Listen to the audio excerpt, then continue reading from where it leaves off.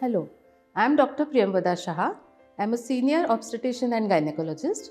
My special area of interests are high-risk pregnancy, infertility and laparoscopic surgery.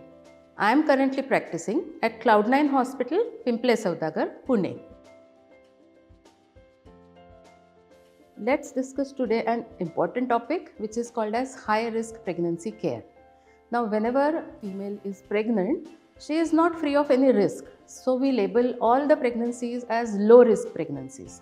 However, if something additional risk factor appears for the mother or the baby, we have to call that pregnancy as a high-risk pregnancy. So, in case of maternal side, certain factors like her age, if she is more than 35 years, her BMI is very high, more than 30, or she has some pre-existing medical conditions like diabetes, hypertension, or thyroid, or any other condition for which she is taking pills for a longer time, or she has history of certain pills which are not safe in first trimester, becomes a high-risk pregnancy. Also, certain conditions are contracted during pregnancy, commonest being diabetes and hypertension of pregnancy. Again, these pregnancies are called as high-risk pregnancies.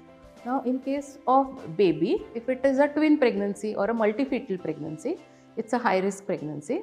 If the baby's growth is not optimum as expected, for example, if the baby's growth is lagging, it is called as intrauterine growth restriction or IUGR, where the babies are smaller, or if the baby is too big, where the baby's weight is more than 90th percentile, then that is called as a macrosomic baby.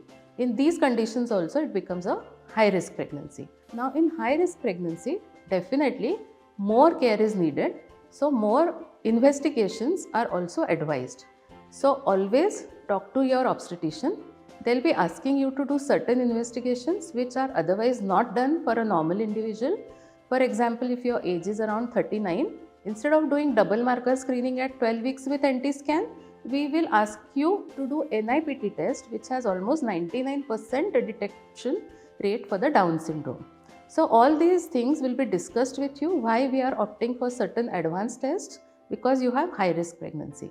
Again, you will have to remember that it's going to be a multidisciplinary care, because if you have diabetes, you'll need a physician, you'll need a dietitian along with your obstetrician to take care of your diabetes component and treat your diabetes.